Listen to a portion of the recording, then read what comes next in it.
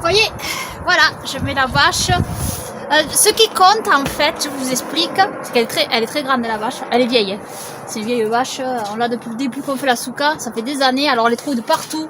Mais je rafistole à chaque fois, et grâce à lui, ben, on y arrive. Hein. Et là, ce qui compte, quand je déploie la vache, c'est de trouver l'entrée en fait, c'est-à-dire le bon sens, parce que c'est un rectangle, c'est pas un carré. Donc, et donc de trouver l'entrée, vous voyez, entrée là, ici. Alors quand elle est pliée, je vous dis pas quoi, je m'amuse. Et encore là, grâce à Dieu, ça va. Je remercie Elohim parce qu'il n'y a pas de vent. Quand il y a du vent, ça fait parachute. Tout s'envole, c'est très dur.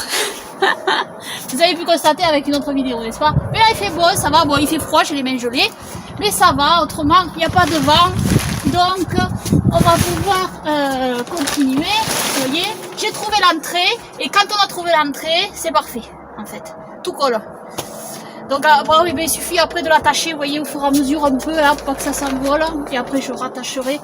Et puis, voilà. Et après, il faut déployer la bâche. Et, voilà. Donc, c'est tout côté. Alors là, la hutte, elle bouge. Hein. Mais c'est normal, en fait, elle est anti-sismique.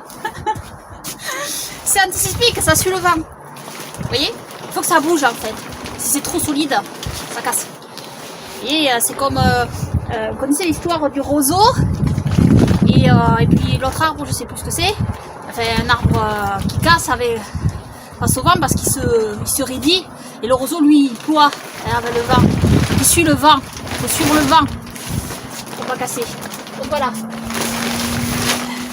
Donc, mais après, bon, je vais fixer quand même la souka. Elle bougera moins. Normalement, enfin, elle bouge quand même avec le vent, mais ça va quoi. Ce qui compte, c'est qu'elle soit bien arrimée au balcon. C'est ça en fait qui compte. C'est que, vous voyez, bien arrimée au balcon. Là. Et voilà. Après, c'est un travail. Alors, le plus dur, hein, c'est pas celle-là. Enfin, quand ça se passe bien, il n'y a pas de vent. Quand il y a du vent, c'est pas évident. Mais le plus dur, c'est l'autre, c'est la verte. Parce qu'on en met une autre par-dessus, verte, pour bien isoler. Et celle-là, c'est coton, hein, parce que elle est plus courte. Pour la mettre derrière et tout ça, c'est un peu plus dur. Mais bon, grâce à Dieu, on y arrive souvent. À chaque fois, on y est arrivé en fait. Hein.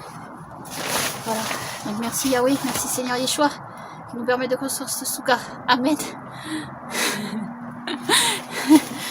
Voilà.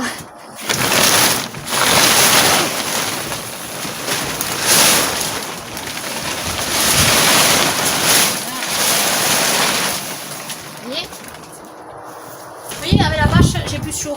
Parce que ça protège. Ça protège quand même le plastique là. Je sais pas quoi c'est du pétrole en fait.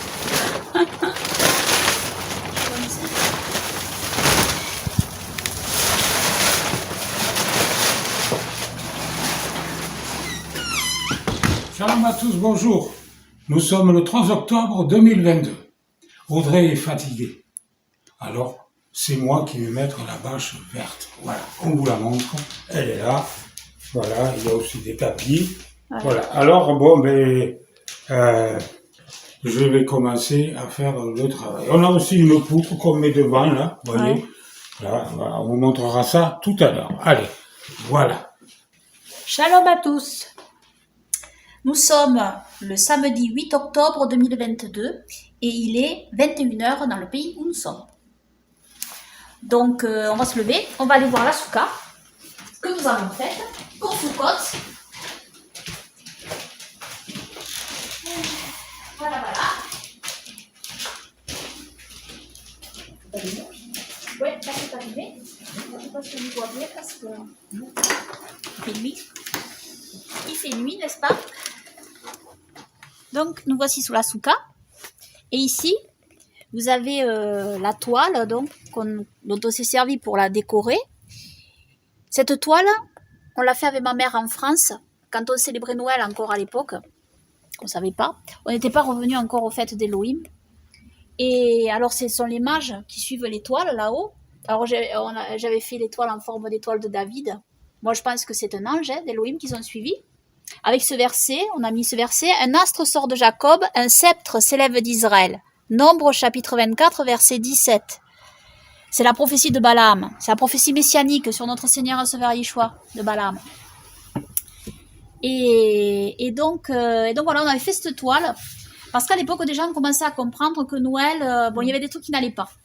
Et le sapin notamment, c'était païen. Donc on voulait remplacer le sapin par cette toile.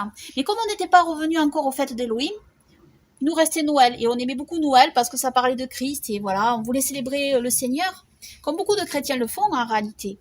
Mais comme beaucoup de chrétiens ne sont pas revenus encore aux fêtes d'Élohim, si on leur prend Noël, ils ont l'impression qu'on leur arrache beaucoup.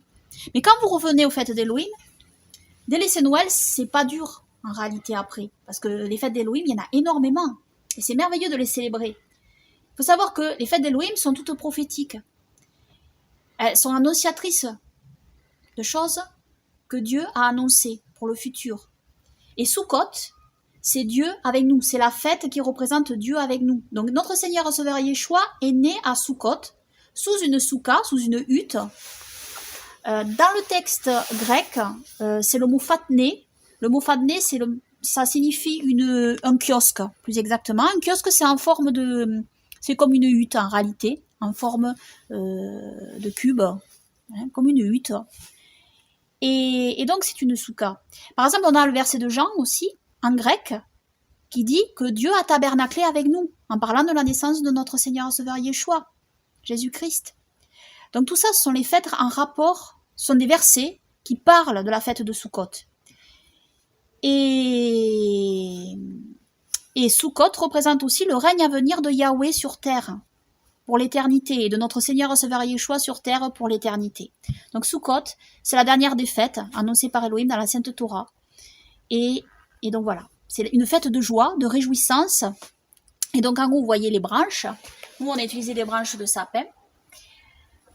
Elohim, dans les Saintes Écritures, nous dit de prendre des branches de palmier, des saules, de ruisseaux, des saules de rivière, oui, des saules de rivière, et un fruit aussi particulier qui est en Israël, qui est une variété de citron. En fait, le citron est un cousin de ce fruit. Bon, nous on fait avec ce qu'on a, hein, là où on est, Elohim le sait, le voit. Et donc voilà. Et Abraham, on sait que il s'est réjoui en ce jour. Dans la Sainte Torah des Jubilés, on sait qu'il mettait aussi, que c'est le premier à avoir célébré Sukkot durant 7 jours. Et il mit donc des guirlandes sur alors il est écrit sur sa tête, en fait c'est au-dessus de sa tête, et ça veut dire sur le toit des Sukkot, hein, sur le toit des huttes qu'il a construit. Et donc voilà. Maintenant on le fait 8 jours. Alors maintenant on le fait 8 jours parce que dans la Sainte Torah, il faut savoir qu'à l'époque d'Abraham, dans la Sainte Torah des Jubilés, ça dure 7 jours. Mais on a aussi un indice qui est donné dans la Sainte Torah des Jubilés, avec notre père Jacob, pourquoi le 8e jour a été rajouté à cette fête de Sukkot. C'est-à-dire que ce 8e jour est appelé addition. Il a été rajouté lorsque Jacob, notre père, a vu en songe l'échelle.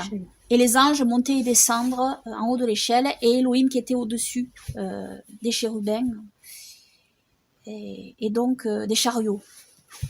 Et donc voilà pourquoi ce jour a été rajouté en mémoire de cette vision que Jacob a eue. Et ensuite, dans la Sainte Torah, du Lévitique, on voit que la fête dure 8 jours. Et le 8e jour est chômé, comme le premier jour de la fête. Donc voilà ce que je peux dire sur Sukkot. C'est un Shabbat.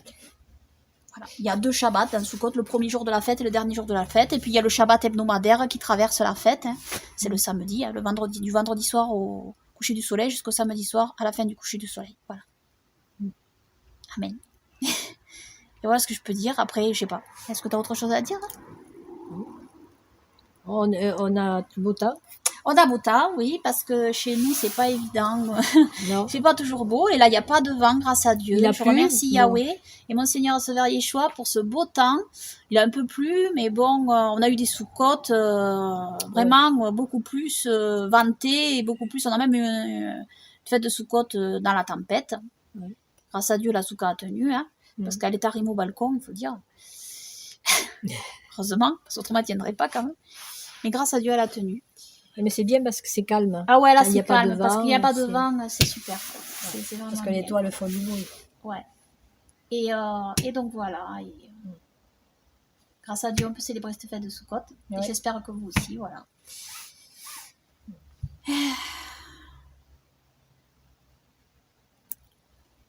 Donc maintenant, ben, on peut chanter quelque chose. Il y a un cantique qu'on chante pour Sukkot. J'ai trouvé bien loin du monde un abri paisible et sûr. Ici le bonheur abonde sous un ciel toujours d'azur. Oh oui, je veux dresser ma souka dans ce pays merveilleux et me tenir tout près de Dieu. Amen. Amen.